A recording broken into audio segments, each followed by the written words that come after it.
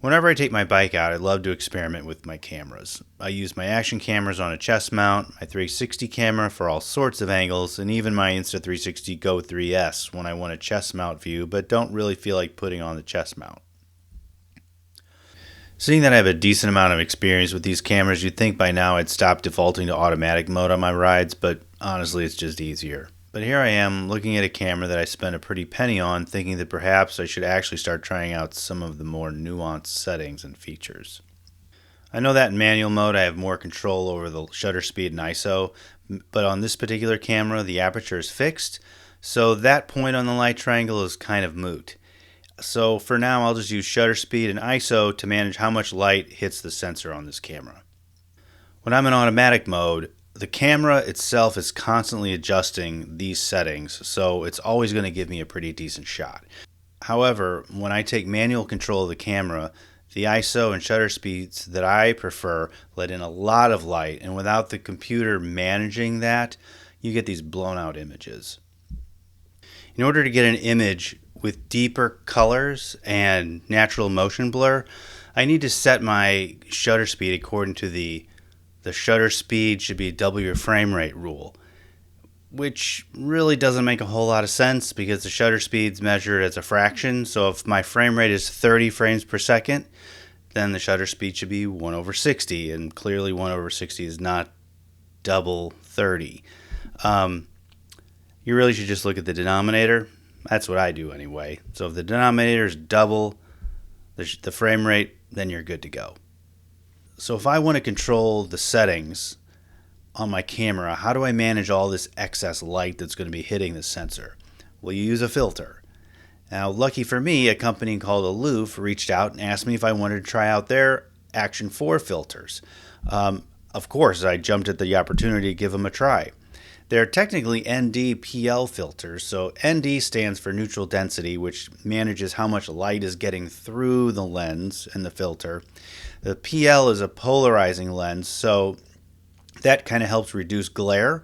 So if you're shooting something over water or off a screen or glass, it'll reduce the glare and you'll be able to see through it a little easier.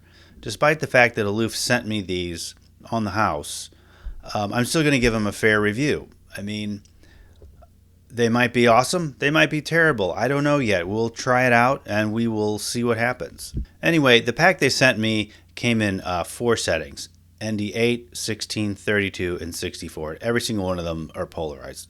When I'm ready to go for a ride, the amount of sun will kind of dictate which filter I'm going to use.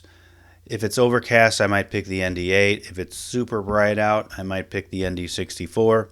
If I'm going to be moving in and out of shade a lot, maybe I'll pick an ND32. But usually when I'm riding, it's very, very bright out, so usually I'll default to the 32 or the 64.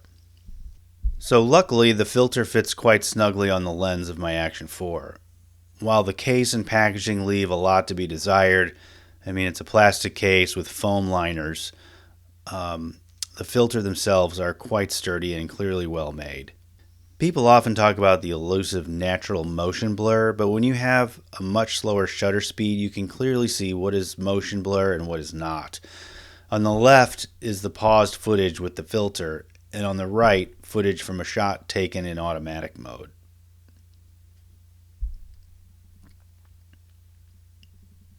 One catch with using filters, especially while cycling, is that when you choose a fixed ISO, it stays fixed. So if you ride through shade, the light doesn't adjust at all.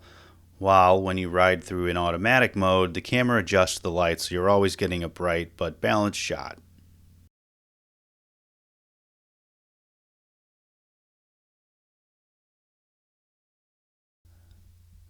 So overall, these filters work just fine. The pack I have is $65 US. And despite the company name being Aloof, which is a little unusual, these filters are anything but that. If you want to price shop, DJI sells ND filters, but theirs are $15 more and you only get 3 filters. If you look on Amazon, you'll find a whole slew of other filters from other companies that are sometimes half the price as these Aloof filters. But, I've not gotten a chance to try any of them, and I'd probably think that they kind of fall in the category of you get what you pay for. So are these worth it? Well, if you're familiar with the brand and you have a lot of experience with premium filters, then perhaps they are. If you're just looking to get started and you're not quite sure if you want to go through all the effort of learning all the nuances of the camera and getting the right filters assigned, you might want to try looking at some cheaper versions just so you can kind of get an idea what you're looking at, especially the ones off of Amazon, because if you don't like them in the long run, you just return them. It's no big deal. You got 30 days, right? So on that note, thanks for watching, and I'll see you in the next video.